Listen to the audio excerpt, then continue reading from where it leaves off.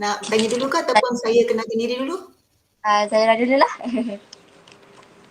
Zaira Okay. dulu. Okay. Okay, Assalamualaikum warahmatullahi wabarakatuh. Pertama kali saya nak ucapkan terima kasih kepada Cikgu Wismariza atas masa yang diberikan untuk kami buat sesi tebuan ni.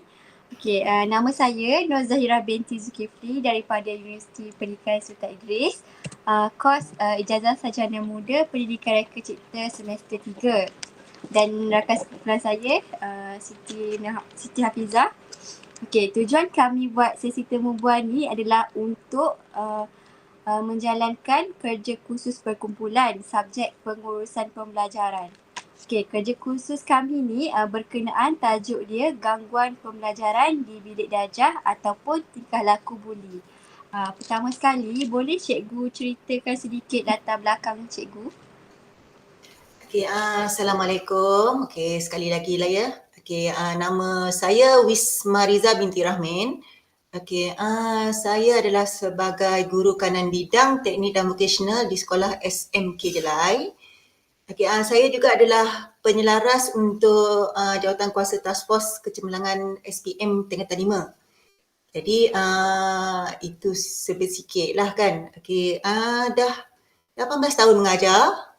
Dekat Jelai bermula 2012 sampai sekarang bermaksud dah dekat 10 tahun lah. Okay, Lama juga lah. Lama dah. Seusia anak saya yang sulung lah. Okey, kita kembali pada soalan. Okay, saya. Adakah sekolah pihak puan pernah berlaku gangguan pembelajaran bilik darjah maupun tingkah laku pelajar? Okay, maksud Zahira gangguan tu macam mana? Gangguan dari segi macam gaduh kat dalam kelas ke, macam tu lah, ada pelajar buli ataupun gangguan macam kenakan kawan ke, macam tu. Ataupun pelajar tak fokus, pelajar tak datang sekolah ke. Okay, semua yang Zahira cakap tu perkara biasa berlaku. Okay, cuma mungkin tak serius lah. Okay, kalau sekadar kata orang tu gaduh dalam kelas biasa. Apa lagi tadi? Gangguan fizikal, tumbuk tu tak adalah. Setakat ni tak ada. Cuma biasalah mulut. Mulut dia lebih tajam daripada, kata orang tu, lebih tajam daripada fizikal kan. Biasanya yang tu je lah yang berlaku. Dari segi emosi, gangguan emosi tak ada sangat lah. Kes sampai bawa ke kaunselor tu kurang kalau daripada gangguan dalam kelas. Sebab biasanya cikgu dapat kawal lah. Melainkan cikgu tak dapat tak masuk kelas. Ya. Tapi selalunya cikgu sentiasa ada di kelas. Jadi kawalan kelas tu sentiasa berlaku lah. Jarang lah sampai kata orang bergaduh, bertumbuk, luka, tak ada. Maksudnya tak adalah sampai report polis kan. Okay, kalau sekadar dipanggil oleh kaunselor, okay cikgu komplain, pelajar komplain, buat aduan. Okay, cikgu pelajar ni usik saya, cikgu pelajar ni cakap saya. Ya, memang ada. Okay, dan biasanya yang itu kecil-kecil tu guru kelas lah ataupun guru mata pelajaran yang urus. Okay, kalau yang agak besar mungkin dari segi gangguan pembelajaran tu tak ada. Cuma merokok lah kan. Okay, merokok mungkin sampai ke kaunselor lah. Kaunselor yang akan urus. Tapi gaduh-gaduh kecil-kecil memang tak ada. Setakat ni tak adalah. Tak pernah ada lagi lah. Kalau dari segi macam pelajar tak hadir ke kelas tu banyak? Oh ya, okey. Tadi sebagaimana yang saya terangkan tentang jawatan kuasa lah saya kan. Okay, saya ni penyelaras khas untuk jawatan kuasa Task Force Kecemerlangan SPM. Jadi memang khas untuk tingkatan 5. Baru ni kami memang dah buat GPN, dia dah ada keluarkan senarai nama. Okay, dan Jelai terlibat 26 orang pelajar terlibat. Senarai nama tu masuk pada JPN tu. Melalui APDM. Okay, APDM kan dia direct pergi ke JPN kan. Okay, jadi dari situ dia dapat nama dan 20 orang ni tersenarai antara dikira sebagai data berisiko cicir SPM untuk tingkatan 5. Ada 26 orang. Jadi dia punya kehadiran tu paling tinggi tak hadir sepanjang bulan Januari, bukan Januari Mac sampai pada 5 hari bulan 12 adalah 50 lebih. Itu paling tinggi ketidakhadiran. Okey, jadi dalam 26 orang tu dikenal pasti sebab mereka ni calon SPM dan kehadiran diorang tu lebih daripada 30 hari ke atas. Jadi diorang ni dah dapat amaran lah. Kalau ikut pihak HEM, peraturan dia, amaran pertama tu dah keluar. 30 tu maksudnya dia dah masuk amaran, nak masuk amaran 3. Dia sekurang-kurangnya dapat amaran 2. So kalau amaran 2 bermaksud dia sudah pergi ke kaunselor. Sebab tu hari tu, antara yang kami dah lakukan lah kan. Itu tentang 5 Kami tak fokus yang tentang 1 sampai 4. Kalau nak cerita 1 sampai 4, memang banyak lah. Kalau ikut peratus kehadiran sekolah, purata dia setiap bulan tak sampai 90. Dia antara 88 ke 89% daripada jumlah pelajar. Itu kalau keseluruhan lah, keseluruhan sekolah maksud saya. Bilangan pelajar kami 435 orang. Jadi bayangkanlah kalau sekadar 88%, jadi berapa tu setiap bulan yang tak hadir. Boleh dapat bayangkan kan kalau kita kira lah kan. Tapi oleh kerana saya ni penyaras tingkatan 5, jadinya saya akan fokus pada tingkatan 5 lah. Itu sajalah. Memang penting tu memang paling utama lah sekarang. Terutama memang tingkatan 5. Sebab mereka adalah pelajar yang akan menduduki SPM dalam masa 2 bulan lagi. Jadi itu paling kritikal lah pada kami. Okey. Ada lagi Zahira? Okey, menjawab. Ya, menjawab dah ya. Okey. Soalan seterusnya, apakah punca atau faktor utama pelajar jadi macam tu? Okey, pelajar. Okey, saya tunjukkan bahan yang saya adalah sekejap. Present now sekejap ya. Okey, sekejap.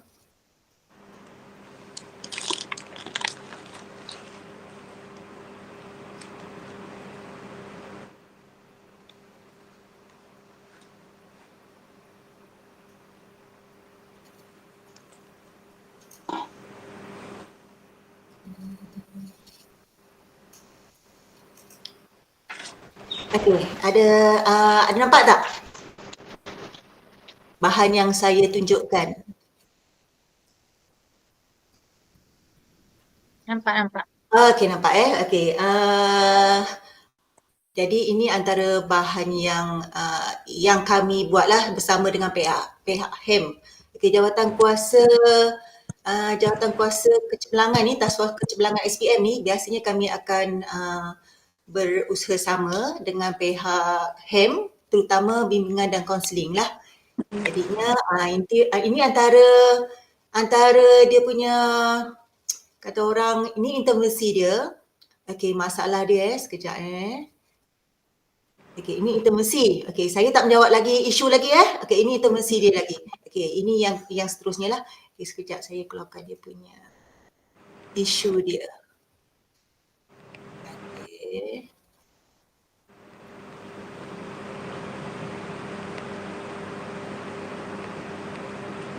Alright, okey.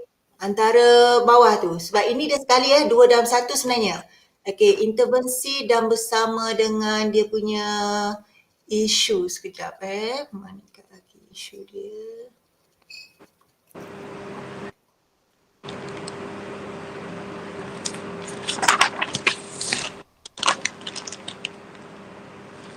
Sekejap, saya tunjukkan satu lagi.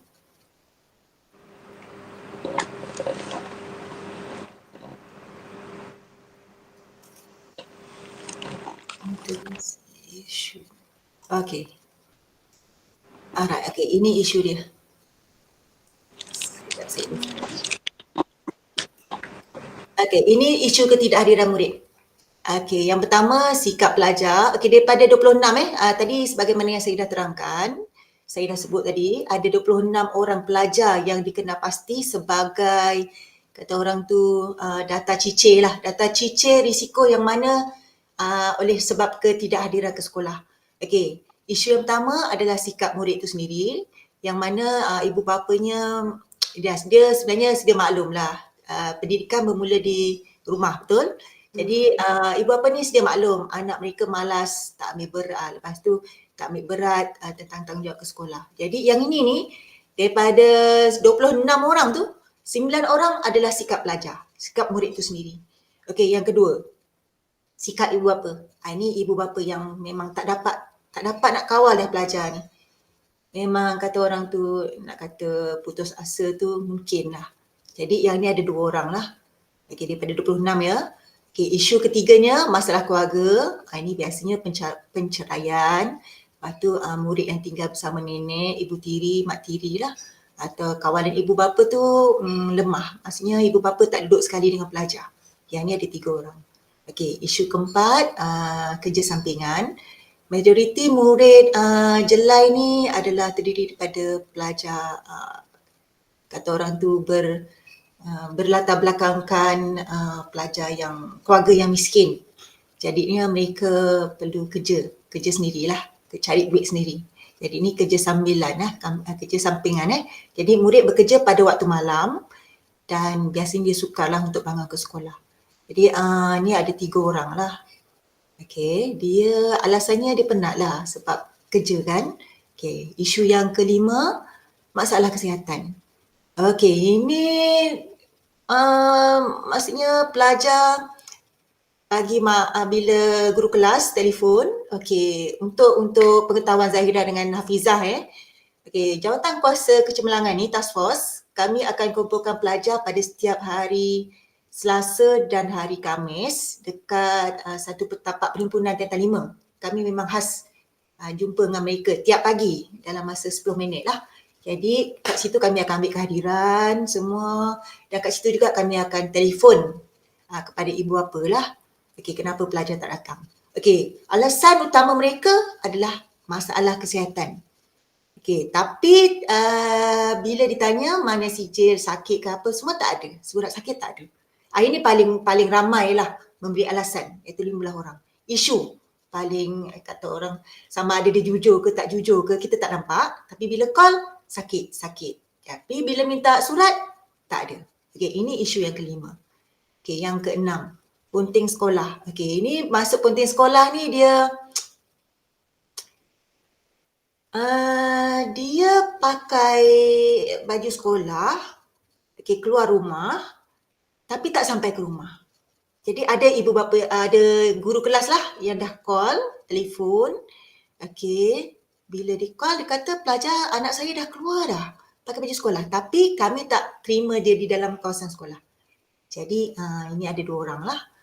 Okey, itu adalah isu lah, ada 6 lah. Isu yang paling ketara lah dekat tingkatan Tiantan 5 ni. Okey, setakat ni itu je lah isunya. Boleh ya? Kalau rasanya ini je lah isu berkaitan tentang tidak kehadiran pelajar. Ini saya fokus Tiantan 5 saja tau. Tapi tapi majoriti Tiantan 1, 2, 3 dan 4 lebih kurang sama. Cuma kalau dari segi data kami akan ambil Tiantan 5 lah sebab Tiantan 5 yang kami fokus. Boleh menjawab Okey, ini Jawab betul. Ya, saya. Okey. Dia lelaki perempuan sama je lah. Iya, sama je. Alasannya sama. Lelaki ramai ke tak Okey. Saya bagi tahu tengok bilangan Okey, ini antara lagi bahan yang saya ada. Sekejap saya share lagi. Okey. Pelajar. Okey, ketidakhadiran. Okey, ini. Saya share. Okey, ini. Kalau tanya pasal bilangan lelaki perempuan ya. Okey, kita tengok. Saya pun tak kira lah berapa, tak terjangka pula nak kira bilangan kan. Okey, kalau ikut ni perempuan 1, 2, 3, 4, 5, 6, 7, 8, 9. Daripada 26 orang tu, 9 orang adalah perempuan. So bermaksud 2, 4, 6, 8, 9, 17 orang. Betul? 17 orang adalah pelajar lelaki.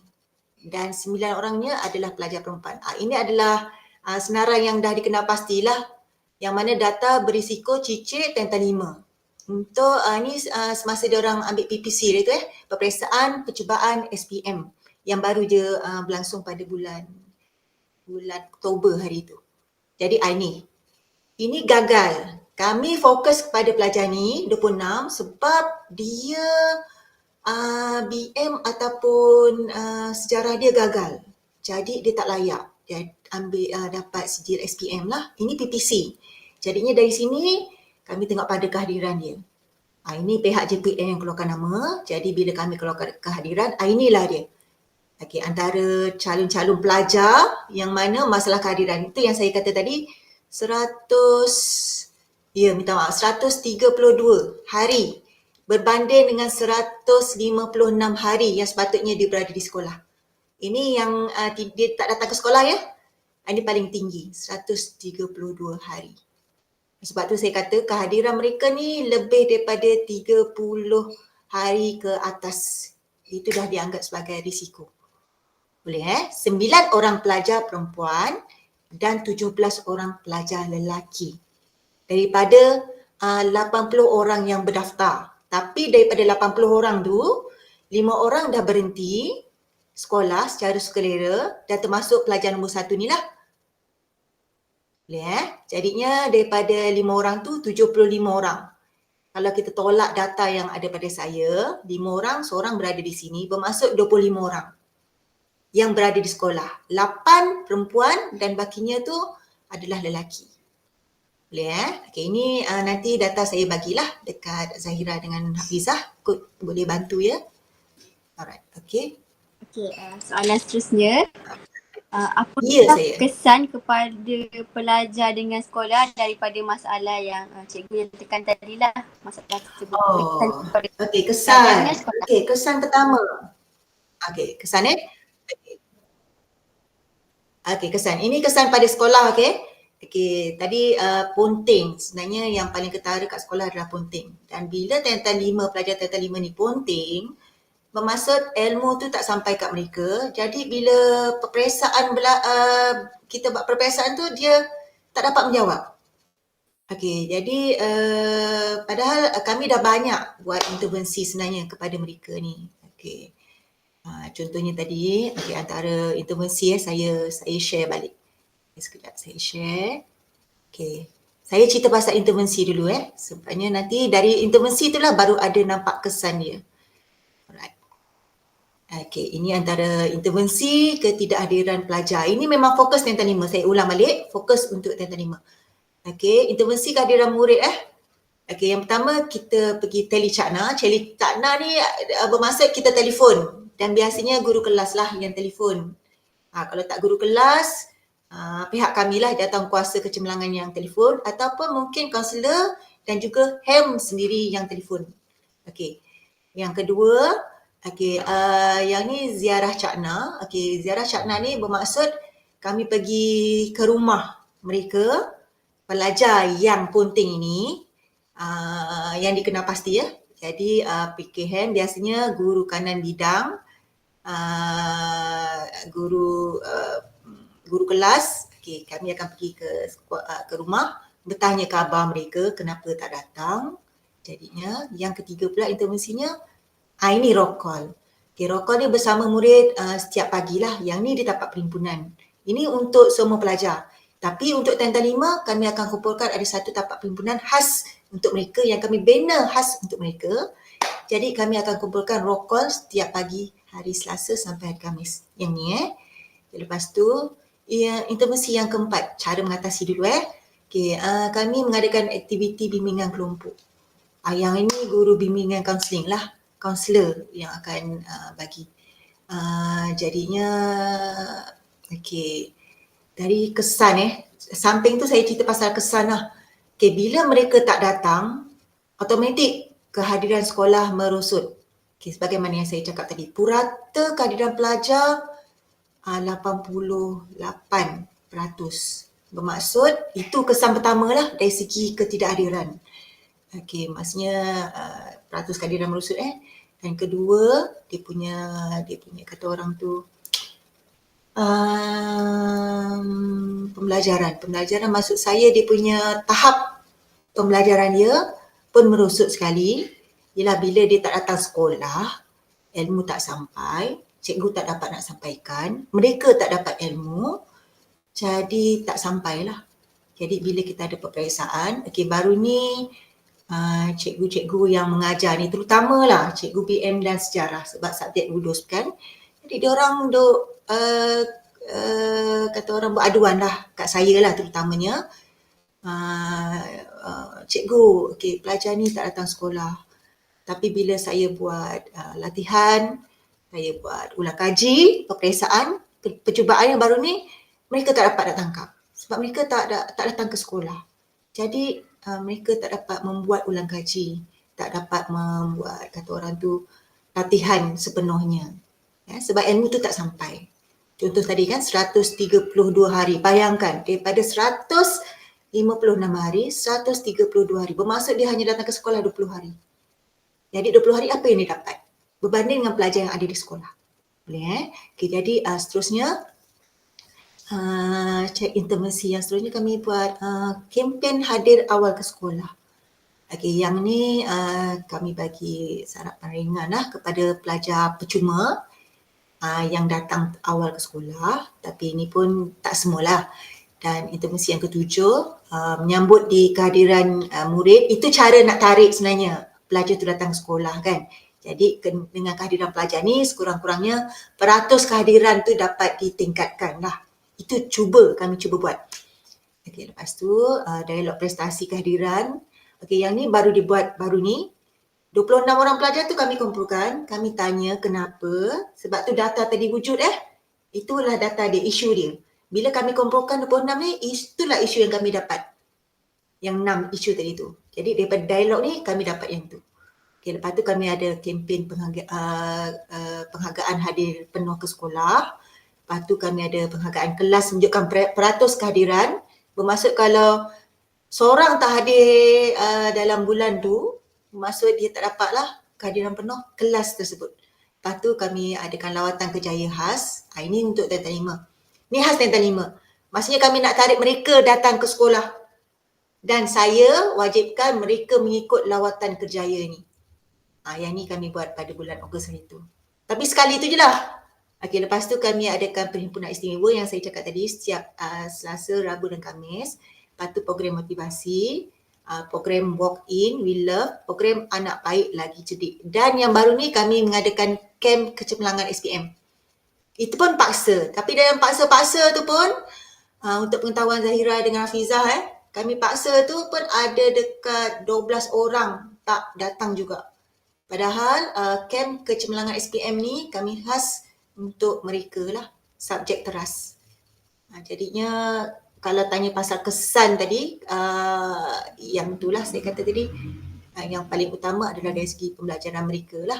Tak sampai ilmu tu. Sebab bilangan mereka datang ke sekolah tu kurang. Jadi macam mana ilmu nak sampai? Tarikan utama yang terkini memang kami cuba buat kem kecemerlangan khas untuk mereka. Kami panggil penceramah luar datang, bagi ceramah kat mereka, bagi ilmu kata orang tu, sepanjang yang diorang tak datang tu 30 hari, 40 hari tu kan. Jadi kami kumpulkan, kami bagi sekali ilmu tu. Tapi itu pun ada juga tak datang.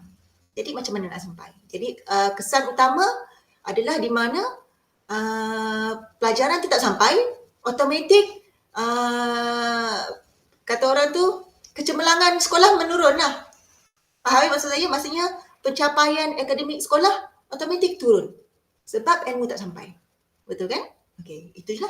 Kalau saya menjawablah soalan tu. Menjawab cikgu. Terima kasih. Itu sahaja soalan saya. Saya serahkan kepada Hafizah lah untuk tanya soalan yang seterusnya. Okey. Assalamualaikum cikgu. Soalan seterusnya. Apa masalah disiplin yang paling besar kat sekolah cikgu? Disiplin. Okey, kalau cerita pasal disiplin Okey, tadi saya rasa saya ada sebut perkataan merokok, betul? Okey, bulan lepas kaunselor sendiri yang tangkap pelajar ni. Rasanya itu yang disiplin paling besar lah. Dia merokok. Okey, kaunselor duduk di tingkat 2 atas. Okey, tandas pelajar memang berhadapan dah dengan bilik kaunselor. Kebetulan kaunselor keluar daripada pintu bilik dia nampak pelajar pegang rokok. Ni, okey. Tapi bila dipanggil ni disegah kaunselor di atas. Dia buat kata orang Tahu. dan bila kaunselor panggil ni atas, ada 2 orang pelajar tentang 4 tu ni. Okey. Laki. Ya, tentang Laki lah 4 kan? orang. Lelaki, merokok lelaki. Naik ke Kakak atas, ni tak adalah perempuan. ada. Okey, kalau tanya perempuan ada tak? Ah, Ada. Memang ada kenal pasti, ada. Tapi tak adalah kata orang tu tunjuk kat hayalat ramai. Cuma kita tahu dia merokok. Okey. Yang paling ketara lelaki lah. Kalau merokok itu memang paling kata orang tu masalah disiplin lah. Okey, yang pelajar 2 orang ni, kaunselor bawa naik atas, bertanya secara ni, lepas tu dia melawan. Okey, itu satu lagi disiplin betul kan? Bila dah merokok, melawan lagi, memang dah masuk rekod dah. Mungkin bukan rekod besar tapi dia dah jadi satu kesalahan disiplin lah. Panggil ibu bapa, khas untuk pelajar ni, jumpa pengetua. Itulah antara kata orang disiplin, masalah disiplin besar lah dekat sekolah. Kalau gaduh-gaduh macam tadi tu tak ada. Tapi disiplin paling besar kat sekolah adalah merokok. Ya, merokok memang tak dapat dikawal. Saya sendiri, ni tengah mengajar, cikgu, saya nak ke tandas. Pergilah. Balik. Tahu kan? Bau satu badan tu. Bercakap pun dah tahu dah. Badan dia pun dah tahu dah bau rokok. Tapi kita tak ada bukti lah. Yang ni kaunselor sendiri. Kaunselor sendiri yang cekup, kaunselor sendiri yang nampak. Tapi dia tak mampu juga. Dan itu dah jadi masalah disiplin lah. Automatik masuk rekod. Okey. Boleh Fiza? boleh. Tapi kalau macam selain rokok tu kan sekarang kan vape juga ada juga kan. Ada juga ke pelajar yang Bawa. bawa vape ke ataupun Okey. dia isap vape dalam kelas tu. Okey, begini. Kalau diintai-intai memang ada. Tapi kalau ditangkap tu tak dapat lah. Faham maksudnya tak? Okey. Biasanya cikgu lah, cikgu disiplin, dia akan pasang spy. Betul? Bila dia pasang spy, jadi adalah duk okey, cikgu pelajar ni bawa, cikgu ni pelajar bawa. Tapi bila kami buat kata orang spot check, pergi ke kelas, tak ada. Tapi sebenarnya memang ada. Vape dia salah satu. Dia orang pandai lah, tak tahulah di mana disoroknya. Tapi tak dapat benda tu. Walaupun ada sebenarnya. Dah buat spot check, ada aduan. Tapi tak ada. Tak tahu ke mana. Gaib. Kalau bertanya lah, okey. Kalau macam tadi kan Hmm. tindakan kaunselor je kan. Ni kalau macam selain tindakan kaunselor bagi tindakan guru disiplin tu pula macam mana? Selain daripada spot check. Okey. Okey, kalau sedia maklumlah Fizah dengan Zahira. Okey, kami ni tidak diturunkan kuasa untuk merotan. Okey, betul. Hanya pengetua saja yang layak, yang boleh merotan pelajar. Melainkan pengetua ada turunkan kuasa surat mengatakan okey, guru disiplin boleh merotan. Okey, untuk setahun ni lah. Tahun ni guru disiplin memang tidak diturunkan kuasa untuk merotan. Jadi hanya pengetua saja. Jadi kalau tanya apakah tindakan yang lain guru disiplin saya bagi tahu gitulah. Guru disiplin walaupun dia kata orang nama guru disiplin tapi kuasa dia untuk merotan tu tak ada. Dia hanya boleh menasihat, ialah nasihat lah lebih. Kalau rotan semua tu tak boleh. Dia akan jadi satu kesalahan lah. Boleh ya? Okey, setakat ni hanya nasihat saja guru disiplin boleh. Maksudnya dia nasihat, dia tangkap, dia nasihat. Okey, kalau masih buat lagi kesalahan, dia akan masukkan dalam sistem SSDM lah. Tahu sistem SSDM tu sistem salah laku dan disiplin pelajar. Jadi kat situ je yang dia akan masukkan. Boleh menjawab Okey, setakat ni tak pernah ada lagi rotan lah. Pengetua pun tak pernah rotan lagi. Walhal PEM pun tak pernah merotan pelajar lagi. Itu saja. Paling hebat pun itulah macam saya cakap tadi, masuk dalam sistem SSDM. Sistem salah laku dan disiplin murid. Yang itu je yang kami. Maksudnya dia akan ada demerit lah kat situ. Okey. Ada lagi? Apa kesan masalah tingkah laku atau disiplin tu terhadap perkembangan pelajar pada pendapat cikgu?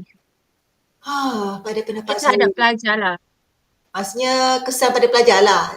Sekarang Hmm. Fiza tanya saya, pendapat apa kesan disiplin tu kepada pelajar tu sendiri. Betul? Mm-mm. Betul. Okey. Kalau dah dia perangai macam ni, dia melawan lah. Okey, paling ketara. Okey, bayangkan ilmu takkan sampai tau kalau kita melawan ibu bapa, betul? Tak Dan berkat. ya betul, tak berkat kan?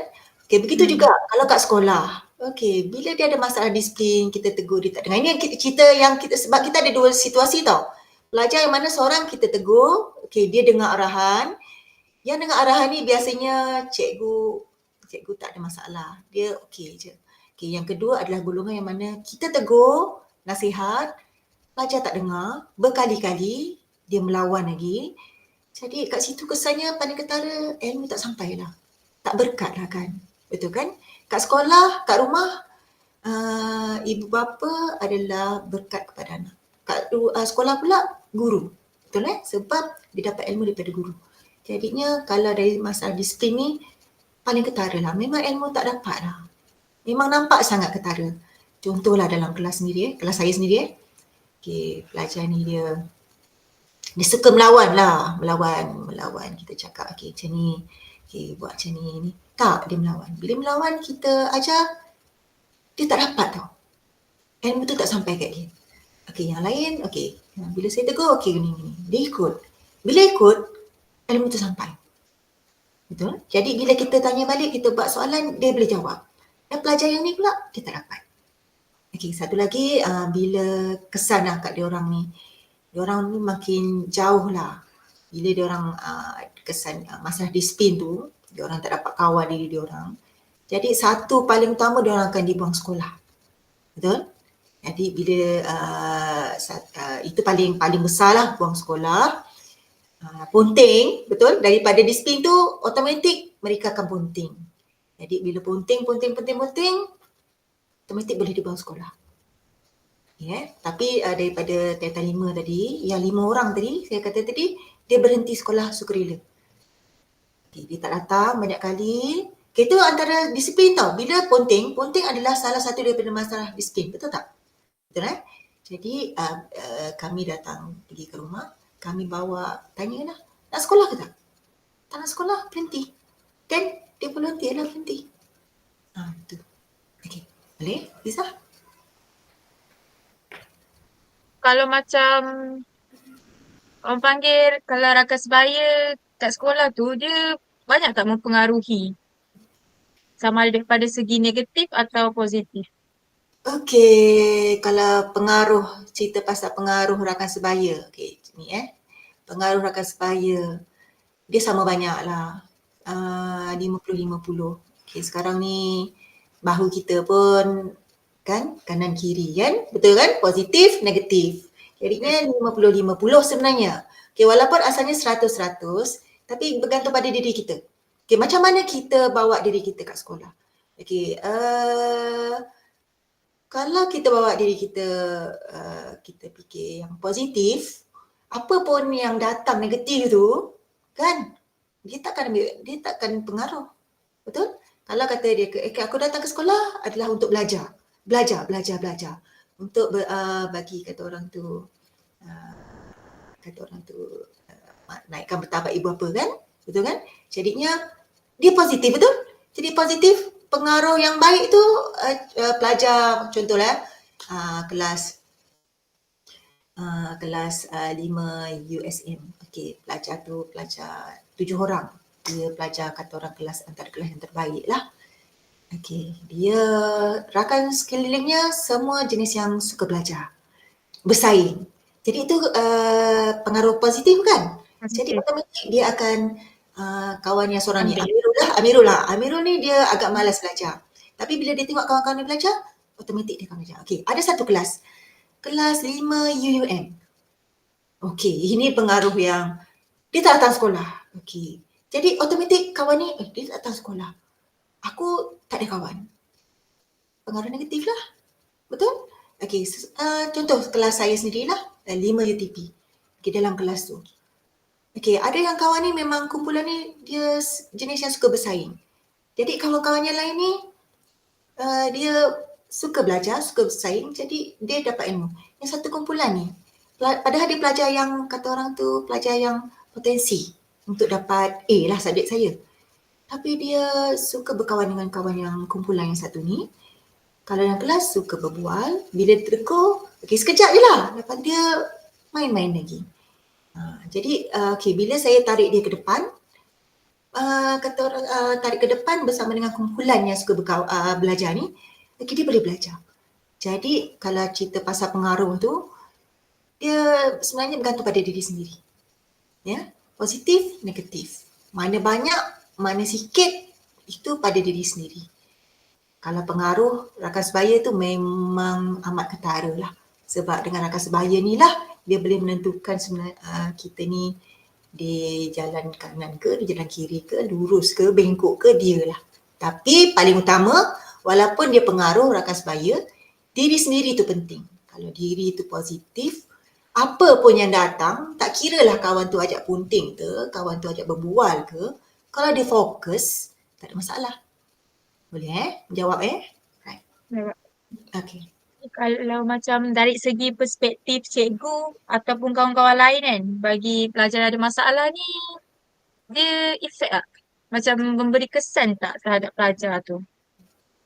Boleh ulang lagi tak? Dia Rasa akan lebih macam perspektif cikgu ataupun kawan-kawan bagi pelajar yang ada masalah ni, dia akan dorong pelajar tu ke arah positif atau negatif pada pendapat cikgu?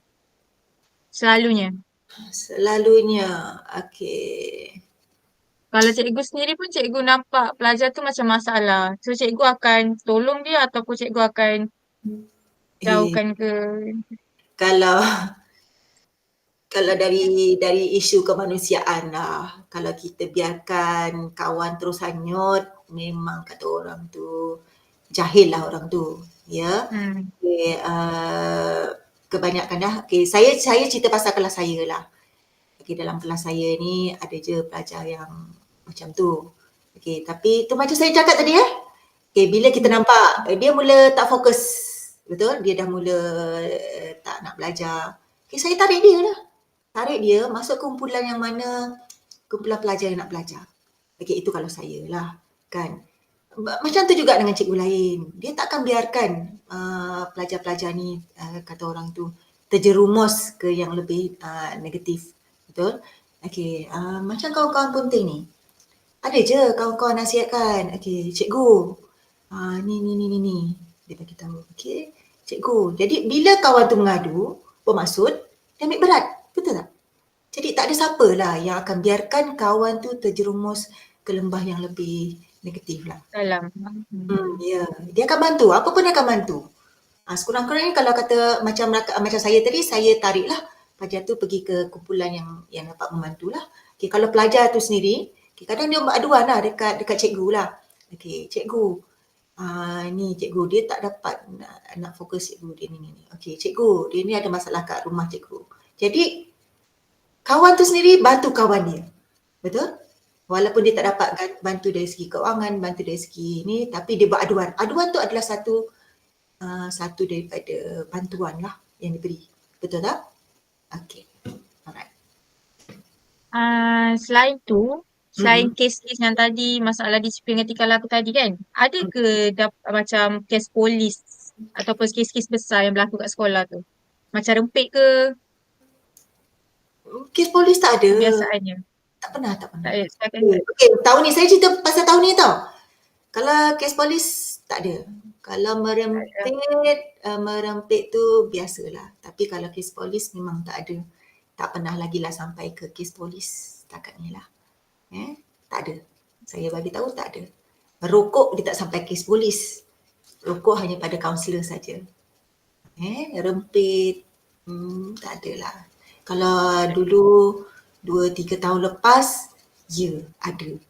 Maksudnya dia sampai kata orang kena remand lah kan. Merempit, bawa ke lock up. Tapi ibu bapa bawa keluar lah on the spot tu je. Itu pada tahun berapa? Lama dah. Zaman 2000, masa sebelum COVID, sebelum 2019. 18. Ya, tapi dalam sepanjang 2019, 20, 21 tu tak adalah. Sebab lepas tu kan bila COVID tu automatik tutup jalan, jadi tak ada dah. Jadi polis berkuat kuasa kat jalan kan. Jadi tak ada dah. Kalau dulu dekat depan sekolah tu, sekolah dia kawasan yang besar, kawasan kampung, itu memang kawasan budak merempit lah, senang cerita. Kalau kata orang buat wheelie tu biasalah. Okay, tapi semenjak COVID tu memang tak ada. Tak ada dah budak wheelie depan sekolah. Senang cerita. Tak ada budak kumpul depan sekolah petang-petang. Tak ada. Lagi, macam mana pengurusan bilik darjah dapat bentuk perkembangan tingkah laku yang baik dalam kalangan pelajar? Okey, pengurusan bilik darjah. Ini pengurusan bilik darjah Cerita pasal Hmm. pengurusan bilik darjah Okey, Ya. pengurusan bilik darjah. Okey, sebagaimana saya cerita pengalaman saya lah. Dan saya pun tengoklah cikgu-cikgu yang lain. Okey, cikgu-cikgu ni kami susun meja tu mengikut PA 21. Tahu PA 21? PAK 21. Jadi susunan meja tu dia dalam bentuk berkumpulan 5 orang, 4 orang. Jadi dari situ, kat situ kami campurlah pelajar tu antara yang maksudnya ada seorang yang jadi guru muda lah, jadi leader leader yang positif tau, bukan yang negatif lah. Jadi Kira rakan sebaya lah kan? ya, rakan sebaya. Sama macam tadi lah, jadi pengaruh rakan sebaya kan. Jadi kita buat grouping macam tu, kerusi meja kita kumpulkan 5 orang ataupun 4 orang. Tengoklah pada kata orang tu bilangan pelajar dalam kelas tu. Okey, jadi dari situ jadi terbina lah kawalan tu. Jadi sama-sama boleh fokus lah. Dan cikgu tu sendiri dia akan pergi ke kumpulan-kumpulan ni untuk pantau. Okey, dia pergi kumpulan ni, okey dia bagi tugasan, dia akan pergi. Kira macam konsultan lah. Di AK21 tu pergerakan. Jadi dua hala tu berlaku lah. Okey. Okay. Last bagi saya, sejauh manakah kelancaran pengurusan dan pentadbiran dekat sekolah cikgu? Okey. Alhamdulillah setakat ni. Okey, saya sendiri bawah pengurusan. Okey, saya di bawah pengurusan G9. Okey, kami ada pengetua, bawah ada penolong kanan pentadbiran. Lepas tu ada penolong kanan hal ehwal murid. Lepas tu kami ada penolong kanan kurikulum. Okey, ini 4 orang yang paling atas lah, paling utama.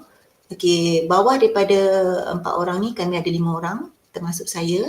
Okey, saya guru kanan bidang teknik dan vocational. Lepas tu kami ada guru kanan bahasa, kami ada guru kanan sains dan matematik, kami ada guru kanan kemanusiaan dan kami ada penyelaras pendidikan khas. Jadi 9 orang ni masing-masing ada peranan masing-masing. Okey, contoh okey, pengetua biasalah, pengetua dia akan kawal satu sekolah. Okey, daripada sebesar-besarnya sampai kepada pekerja swasta lah maksud saya dia akan kawal semua. Okey, penolong kanan dia akan lebih kepada penolong kanan pentadbiran, dia lebih kepada kurikulum pelajar. Okey, yang tadi tu saya penyaras task force, jadi kurikulum kepada dia ni lah, penolong kanan kurikulum. Okey, ketiga kami ada penolong kanan HEM, hal ehwal murid. Okey, yang ni biasanya kerjasama dari segi murid lah, ponteng, terutama ponteng Okey, dialah yang mengetuai untuk segala jenis cakna, tak kira lah tele cakna ke rumah-rumah ke diskusi bersama ibu bapa ke apa saja masalah disiplin pelajar, HEM yang akan ambil, yang akan urus. Okey, yang keempat kami ada PK KOKO. Okey, penolong kanan kurikulum. Okey, KOKO ni dia lebih pada perkembangan PHDSK pelajar. KOKO dia yang mana setiap hari Rabu kami ada pengumpulan pelajar untuk melakukan aktiviti 3 utama tu PBB, lepas tu kita ada kelab persatuan, kita ada sukan permainan. Alright. Okay, jadinya dia ni membantu pelajar untuk kata orang tu mengekspreskan diri lah kepada yang lebih baik lah daripada kurikulum. Okey, lepas tu kamilah 4 orang. Okey, sebelum kami 4 orang, kami ada seorang tu penyelaras pendidikan khas. Okey, yang ni dia akan kawal semua. Kawal semua disiplin pelajar, kurikulum pelajar, akademik pelajar. Okey, ni penyelaras. Okey, peranan kami 4 orang. Guru kanan bidang bahasa, guru kanan bidang teknik vokasional, guru kanan bidang sains matematik dan guru kanan kemanusiaan. Okey, kami akan kawal dari segi lebih kepada kurikulum. Okey, sama ada dari segi guru dia, sebab setiap guru kanan ni dia ada mata pelajaran dia tersendiri yang dikawal di bawah dia. Okey, saya sendiri saya ada 5 mata pelajaran. Okey, 5, lepas tu bahasa dia ada 3. Okey, 5, 3 dan 8. Okey, lepas tu sains matematik dia ada 1, 2, 3, 5 juga. So yang bakinya tu kemanusiaan paling banyak. Okey, kami, ini lebih saya cerita tentang 5. Okey, kami ada 17 subjek. Jadi 4 orang guru ni, guru kanan ni, kami akan kawal selia dari segi kecemerlangan pelajar ataupun dari segi kebajikan pelajar. Terutama kurikulum lah, kami akan buat aktiviti kecemerlangan, kami buat program motivasi yang lebih pada kurikulum. Jadi kalau nak tanya pasal kekuatan saya cerita tadi, setiap seorang tu ada peranan dia. Jadi kalau seorang tak ada, maka pincanglah kami. Macam kata peribahasa tu lidi sebatang boleh patah kan? Tapi kalau 9 ni kami bersatu, memang alhamdulillah lah. Setakat ni sekolah terjagalah, aman lah.